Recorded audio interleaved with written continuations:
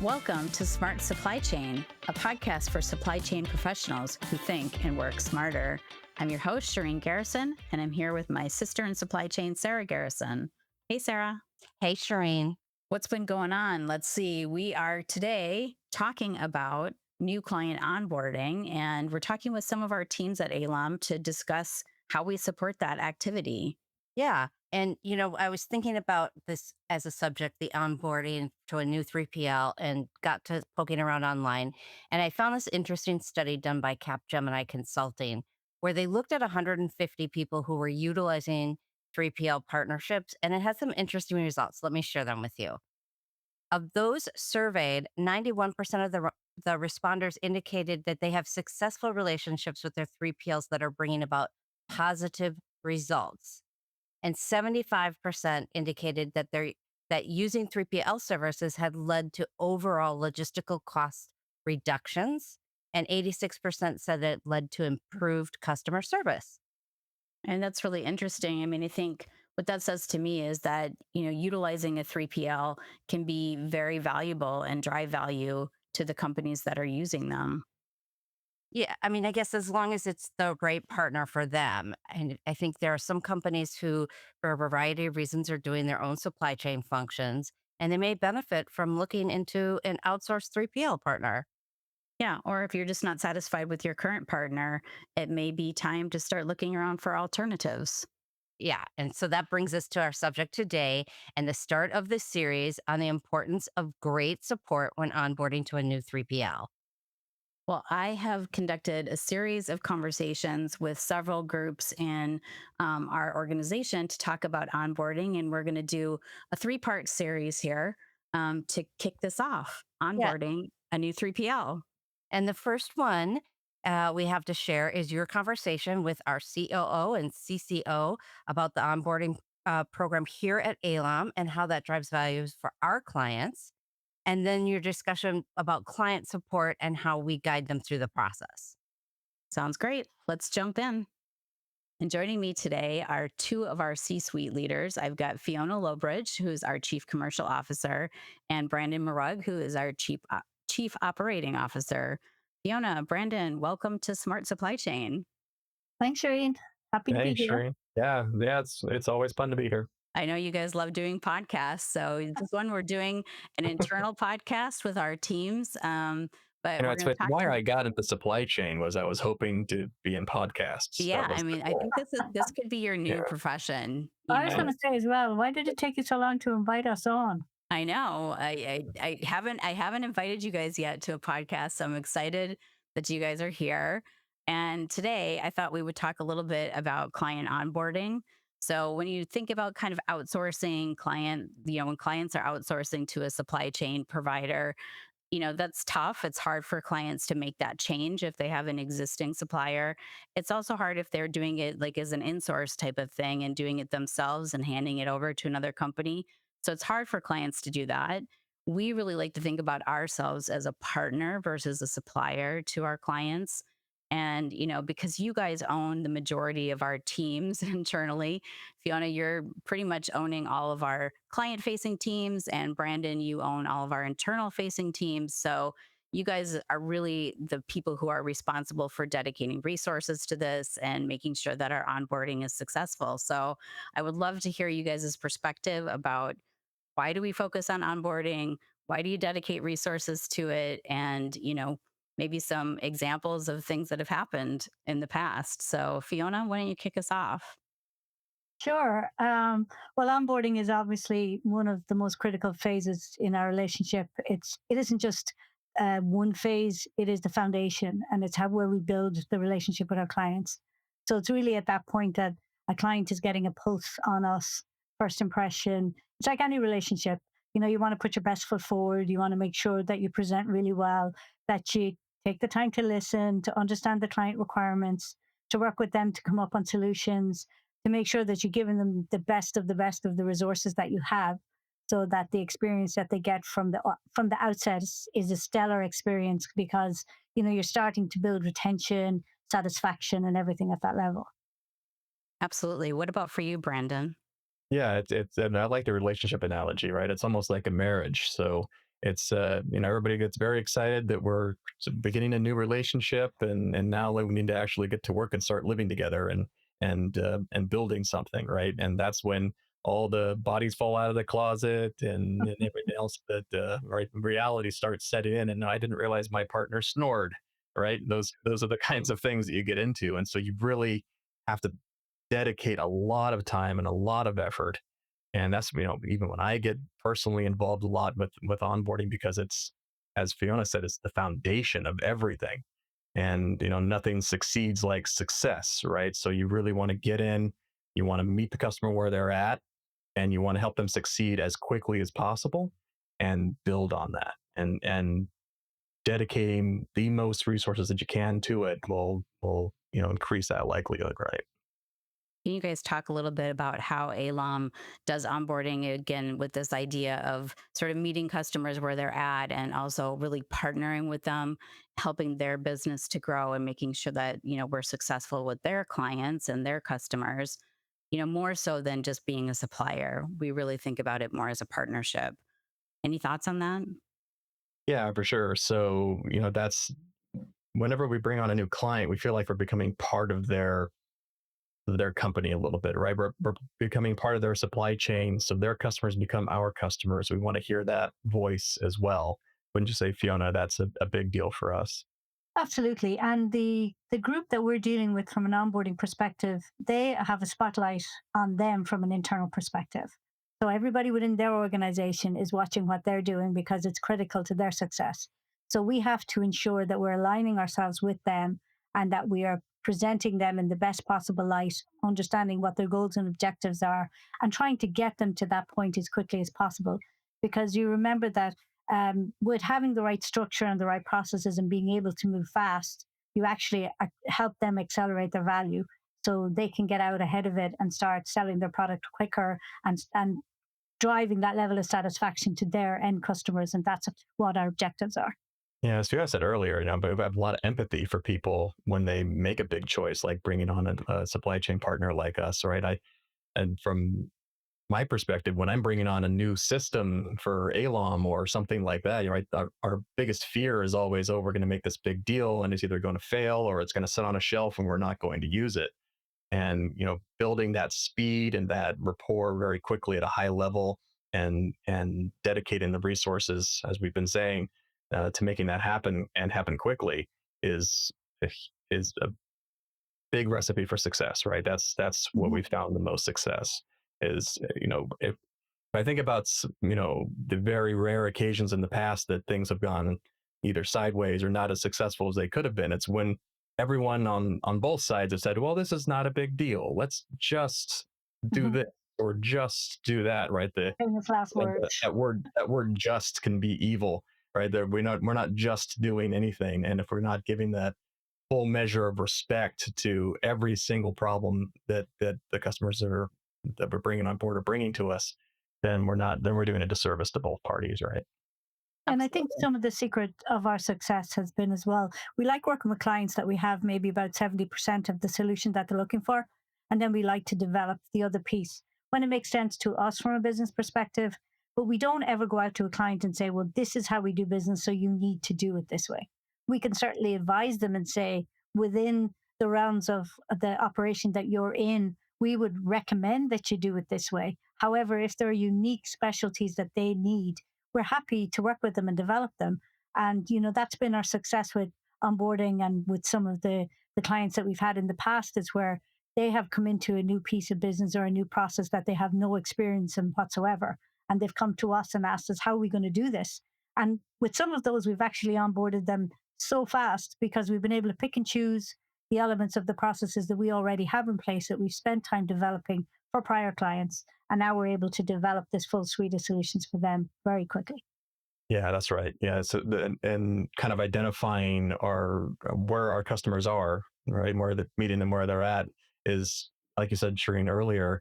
Some of our customers who are doing this internally, very educated and experienced in operations and supply chain in general, and they were doing this already, and now they're outsourcing it. And some of our other customers have no idea about operations or how things actually get shipped. And so identifying that, going through some education for sure, but then also focusing on different areas of the relationship based on where the customer's coming from. Like I remember, Fiona, when you called me about that customer with the test kits that hadn't had, I think they had shipped, 1,000 test kits or something like that out of somebody's Oh yeah. basement or something. Then all of a sudden they won this huge contract, and it was hundreds of thousands and millions. And they called us and said help, and they needed to be live in a couple of months, or maybe it was even less. They didn't have any way of taking on demand. They did. Hmm. They had a Managing the key orders, system, everything. no Hmm. integration, right? So that was a fun project though, and very successful as I It recall. was. It was probably our fastest, which we wouldn't recommend everybody moving that fast. But the climate at the time dictated the speed we were working at. But it definitely really pushed us all to see what we were capable of. But we pulled our best out of it, and we made it happen. And it was a great success for sure. Yeah, I love onboarding. It's one of the things that keeps me going all the Yeah. time, is because it's a new relationship. It's exciting. It's a new problem to solve, a new nut to crack. That's why I do what I do. Yep. Agreed. That's why we're here. I Name- think one of our best things as a company is that we do really work together so well as a team, and Hmm. we come together, we make things happen, and it's one of the great things I think about ALOM. Great. Well, Yeah. I'm going to go and chat to a few of your teams and see what they think Oh, about the onboarding, and we'll hear what they have to say. So, thanks so much for joining me today, guys. Total yeah. pleasure. Thanks for having Really us. enjoyed the conversation. Yeah, lots of fun. See you later. Well, the onboarding relationship is like a marriage. Yes. Will the marriage be successful? Will we need counseling? I hope not. But ALOM has some great support for these two parties that are getting along and getting together. And that is our account management team. That's who we're going to talk to next and in our onboarding series. So let's jump in. Spoiler alert, Sarah, you're one of the guests in this section. So you get double duty. Nice. Hey, everybody. I am here with Sarah Garrison, my sister in supply chain, who usually does these podcasts with me. She's on our strategic account director team. And I'm also here with Taylor Brown. And Taylor is one of our business managers, and she is very involved in onboarding. Thanks for being here, guys. Thanks, Shireen. Thanks for having us. Thanks. It's fun to be on this side. Yeah, I was going to say, you don't have to host. You just get to be interviewed in terms of what you do. So let's kick it off with that. Sarah, what do you do in terms of new client onboarding? How do you get involved?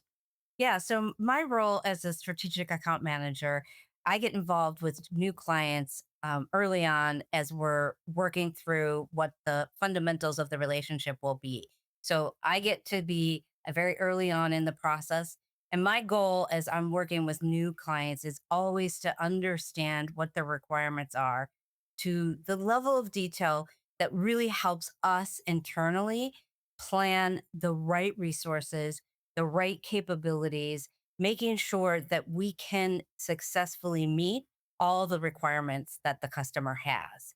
So, as we work through things like contracting and pricing and all of those fun activities, we get to the point where we have an agreement, we have alignment, and that means that all of the resources with at the ALOM side need to be ready and capable of handling all those requirements as we start to do the onboarding activity. And that's where we bring in our business managers, and typically it's Taylor Brown. Yeah. Yeah. So I come in a little later than Sarah when the deal's been fully signed, and I stay on until we've launched. So my role really is in getting the onboarding team together, introducing the client to the onboarding team who will be working on their account and what they're doing. And then we work together to put a project plan that works for them. So we'll outline the milestones, how they want to interact with us. And the big thing is no two clients are alike. So we really want to collaborate with them on how they communicate best. What's their communication style? Do they want to meet with us once a week? Would they rather handle things via email? And so that's what my role is. I mean, Taylor, you do a little bit more than that, to be honest, but that's a good overview of what your role is. Sarah, do you think, in your experience, has there been challenges with onboarding new clients? You've been involved in a lot of onboardings. What do you think is the hardest part of the challenges that you see most often? There are always challenges to onboarding. That's always going to be the case. But Mhm. one of the things that I think people don't really think about enough when they're preparing for onboarding is really in thinking about what they're doing today and how that ends up looking as they move into a new 3PL provider or a new ecosystem. And what I mean is that, there's a lot of decisions that get to need to be made as they're getting prepared to do this. And I think what I have found is clients tend to go one of two directions, neither of which I think are great. One is they say, okay, we want everything to remain exactly as it is today. And we're going to do a shift over to the new facility. And then any changes that we want to make, we'll make as we go forward. The other end of the extreme is these people who want perfection, where they say, let's solve every problem we have in terms of process and our procedures and policy, and we'll make all of it perfect in the new facility, right? Or the new space. And really, neither of those are uber successful in my mind. So that's where I really think we try to get our clients kind of thinking through where are their major pain points, where are those things that it makes sense to change now as we move, and that's not everything, but which are the important ones, and then which ones might get changed later, and how do you make those trade-offs and have those conversations. So that I think is something that people don't spend enough time really prepping and planning for at the early stages of onboarding. Yeah. Yeah, I mean, onboarding and trying to kind of change everything at once or not change anything, it's a risk to those clients' customers, because they might be disrupting some of the experiences that their clients had been having in the past by either not changing something or changing everything. Yeah. Yeah. Yeah. I'm sure, Taylor, you have examples of Oh, where yeah. this has happened. Oh yeah. Yeah. One of my favorite onboardings was we had a client who had done all of their operations in-house, and they knew that a lot of their processes were messy. So when they came to us, they had asked us, can you help us clean up all of these processes? And one of the unique things about this onboarding was that this launch touched all of their departments. I'm talking marketing, IT, sales, customer service, every single one of them. And they all had a must have. We have to do this. And instead of going back and forth on emails over several weeks, we decided to get everyone in the same room. Literally in the same room. So we held a joint planning session on site here at ALOM, and we went process by process, documented everything, and then at the end of the day, we had a really well put together project plan. And it was a lot of fun to have everyone in the same room, connect with the client face to face, something that we hadn't done much since the pandemic. And it led to a really, really successful launch and a really great partnership, like even to this day. That's another great point is, getting everybody in a room is great. That's not Mhm. always possible. So the other sort of the critical thing I think early on when you're looking at the onboarding is really working with the clients to help them to understand that they need to have somebody who's really strong at driving a lot of these decisions Mhm. on their side, that's really engaged in the onboarding all the way through. And you can't always get that, but it's super helpful when you can. Yeah, agreed. Well, we've got lots of good onboarding stories amongst ourselves, lots of good things that we've been very successful at partnering with a lot of different clients that all have different needs. And I think, we make it a little bit hard on ourselves because we are very flexible with our clients in terms of Mhm. not trying to force them into a box. And we often set up very unique solutions, I guess, for different clients in terms of what they need, which is makes it harder. But again, it also makes us a lot closer with them. It makes a stronger partnership that lasts longer and is generally healthier in the end because they don't have to start looking for a new supplier because we are solving all of their issues, hopefully. Yeah. So, Taylor, let me ask you this question. Um, how do you like onboarding? This is sort of a little bit new to you, and not you've been doing this forever, but you are doing a great job at it. So I'd like to hear, what do you like about being part of the onboarding for new clients? Yeah, I love it. I actually begged to be on the onboarding team because every day is different and every client is different as well. So it's really fun to just work with a client and think outside the box. Like, how are we going to make this process flexible enough to fit the needs of your end users? So it's a lot of fun. Well, thanks so much to both of you guys for joining me today on our podcast for onboarding. We're going to go chat with one of the other groups and see what they're up to and how they're getting involved in the onboarding pieces from the ALOM side as well. So thanks so much for your time, guys. Thanks, Shireen. Thanks, Shireen. Sarah, great to hear from you, and Taylor.